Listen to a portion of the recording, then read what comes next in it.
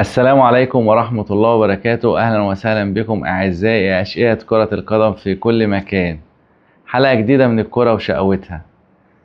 النهاردة الأهلي في ملحمة كروية بيظهر فيها الوجه الحقيقي من شخصية النادي الأهلي اللي احنا متعودين عليها، شخصية النادي الأهلي اللي احنا عارفين ان احنا بنلعب بالطريقة دي وبالأسلوب ده وبنهاجم وبنخافش من حد ومبنهبش حد.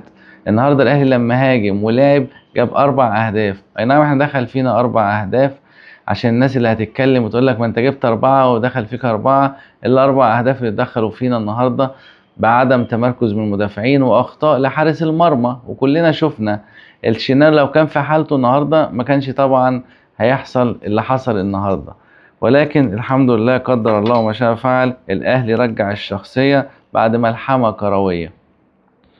النهارده في اكتر من 5 6 جوان ضايعين، 3 ولا 2 لبن شرقي، في واحدة لعمر كمال، واحدة لمحمد هاني، في واحدة كمان بتاع الجراديشار، في واحدة كرة وقفت تحت رجل قفشة.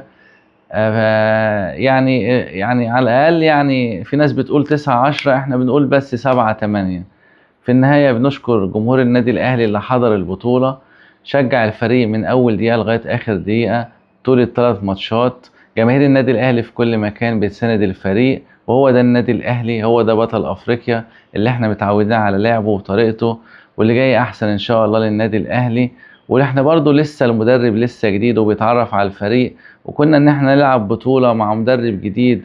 ما لعبناش غير ماتش واحد بس، اللي هو يعتبر هو فترة إعداد ماتش واحد بتاع باتشوكا، وغير فيه 11 من الفريق نزلوا و11 تاني طلعوا. يعني كانت المباراة دي كانت للتعارف على الفريق.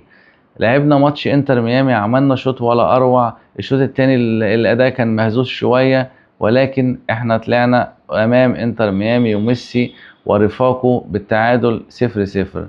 في الماتش اللي حصلت فيه الاجواء والعاصفة والوقفة، المفروض ان الماتش ده اكننا لعبنا تلات اشواط.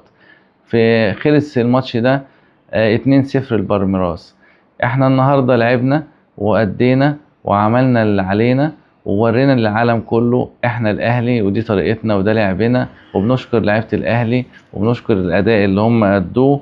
والحمد لله ان احنا من مكاسب الماتش النهارده ديانج. يا جماعة ديانج لعيب عالمي، ديانج قاطع مية ونور على نص الملعب. ديانج النهارده بيقول انا ما اقعدش دكة، يعني الصراحة حقه هو ما يقعدش دكة. عندنا مكاسب كتير النهارده، بن رمضان جاب جون عالمي ولا اروع، وسام ابو علي هاتريك مان اوف ذا ماتش. وسام ابو علي اتحط في حته يعني في حته فوق بقى في حته تانية، وحته تالتة بقى عشان هو جاب 3 بقى في حته تالتة. فبنشكر الاهلي على اداؤه النهارده ولعبته، والحمد لله قدر الله ما شاء فعل. وهي دي الكوره، وهي دي حلاوتها، وهي دي متعتها، وهي دي الكوره وشقاوتها.